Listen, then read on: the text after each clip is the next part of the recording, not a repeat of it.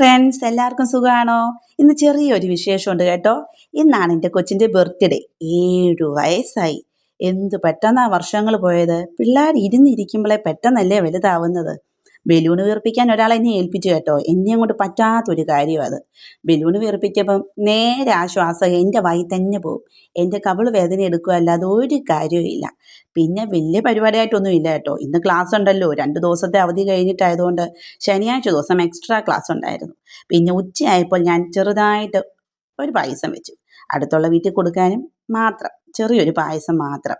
പിന്നെ കൊച്ചു വൈകിട്ട് വന്നിട്ട് ശടപടയെന്ന് കുളിയും നനയും എല്ലാം കഴിഞ്ഞ് ഞങ്ങൾ കേക്ക് മുറിച്ചു കേട്ടോ. അവൾക്ക് ഇഷ്ടപ്പെട്ട കേക്ക് തന്നെയാണ് വാങ്ങിച്ചത് കേട്ടോ.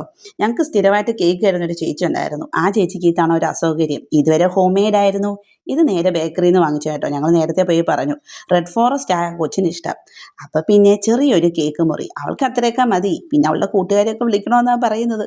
അവളിൽ സിനിമയ്ക്കകത്ത് കാണുന്ന പോലെ ഫ്രണ്ട്സിനെ വിളിക്കണം, പാർട്ടി വെക്കണം, ഡാൻസ് കളിക്കണം എന്നൊക്കെ പറയുന്നുണ്ട്. അതൊക്കെ നടന്നത് തന്നെ. അധികം ആരും ഇല്ല കേട്ടോ. പപ്പയും അമ്മയും ഞങ്ങൾ മാത്രമേ ഉള്ളൂ കേട്ടോ.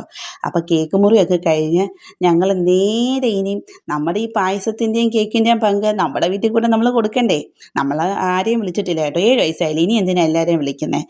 അതുകൊണ്ട് ഞങ്ങൾ പിന്നെ നേരെ അതിൻ്റെ പങ്കുകൊണ്ട് എൻ്റെ വീട്ടിൽ പോയി കേട്ടോ. എൻ്റെ വീട്ടിൽ പോയി പിന്നെ ഞങ്ങൾ ചെറിയൊരു കറക്കമൊക്കെ കഴിഞ്ഞ് നേരെ വീട്ടിൽ വന്നു. അപ്പോൾ അത്രേ ഉള്ളൂ മക്കളെ. Tata bye bye. വീണ്ടും കാണാം. See U.